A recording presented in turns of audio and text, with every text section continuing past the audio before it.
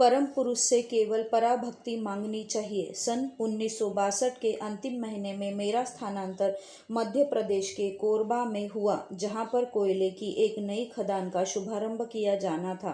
कोरबा शहरी सभ्यता से दूर जंगली पशुओं से भरपूर एक जंगली इलाका था, जहां प्राचीनतम परंपराओं को मानने वाले आदिवासी रहते थे। यह भी सुना था कि जरा सी बात पर वे लोगों की हत्या भी कर देते हैं। मैं वहां जाना नहीं चाहता था और सोच रहा था कि क्या करूं क्या न करूं। एक दुखद तथ्य यह भी था कि यदि मैं वहां चला गया तो बाबा से बहुत दूर हो जाऊंगा और आसानी से जमालपुर जाने आने का क्रम टूट जाएगा। कुछ दिनों तक मैं इसी उलझन में डूबा रहा। फिर मेरे मन में एक बात आई कि मैं मन ही मन बाबा से प्रार्थना करूं कि वे मेरा स्थानांतर रुकवा दे या फिर मेरा स्थानांतर किसी ऐसी जगह करवा दे जो जमालपुर के पास हो, जिससे कि मैं उनसे नियमित रूप से मिलने के लिए जा सकूं, या फिर वे मेरे लिए किसी दूसरी कंपनी में अच्छी नौकरी की व्यवस्था करें। इसी तरह के बहुत से विचार मेरे मन में आते जाते रहे। जब मुझे कुछ नहीं सूझता तो उसी भ्रमित मनोदशा में मैं बाबा से पूछने के लिए जमालपुर चला गया। बाबा के व्यक्तिगत सहायक से मिला तो उन्होंने कहा, आप प्रतीक्षा कीजिए, जब बाबा आएंगे तो मैं उनसे पूछूंगा कि फील्ड वॉक के लिए आपको किस ग्रुप में शामिल करना है। यह मेरे लिए अनहोनी बात थी, क्योंकि पहले जब भी मैं जमालपुर जाता था तो बाबा मेरे वहां पहुंचने की सूचना अपने व्यक्तिगत सहायक को पहले ही दे दिया करते थे और मेरा फील्ड वॉक का कार्यक्रम भी पहले ही तय हो जाया करता था। इस बार मैं चिंताग्रस्त था, संभवतः इसलिए मेरा कार्यक्रम पहले से तय नहीं हो सका।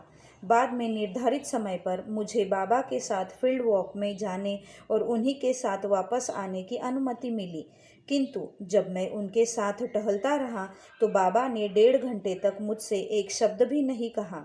सामान्यतः वे मेरा साष्टांग प्रणाम स्वीकार करने के बाद मुझसे कई प्रश्न किया करते थे और यदि बाबा बात करने में विलंब करते तो मैं असहज हो जाया करता था, किंतु इस बार न तो बाबा ने कुछ कहा और न ही मैंने किसी प्रकार की बेचैनी महसूस की, क्योंकि उनके साथ टहलते समय भी मैं मन ही मन अपने स्थानांतर के विषय में उनसे कुछ न कुछ कहने के बारे में ही सोच रहा था।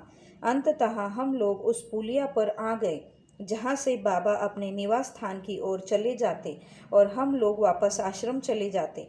पुलिया को पार करने से पहले बाबा रुक गए और मेरी तरफ मुड़े।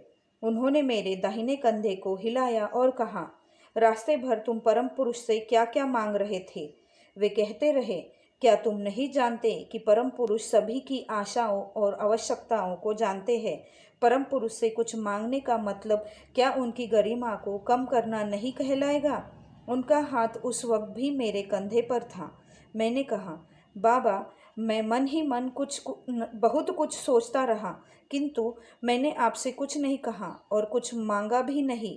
मन में कोई विचार जबरदस्ती आता है तो मैं क्या कर सकता हूँ?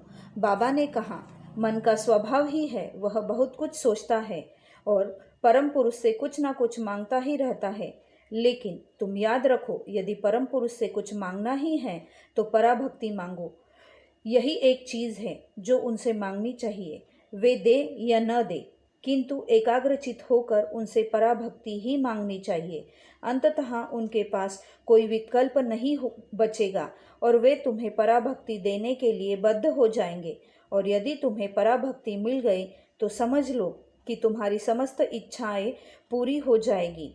फिर उन्होंने 3 बार मेरे कंधे को झकझोरा और हर बार पूछा, क्या तुम समझ गए?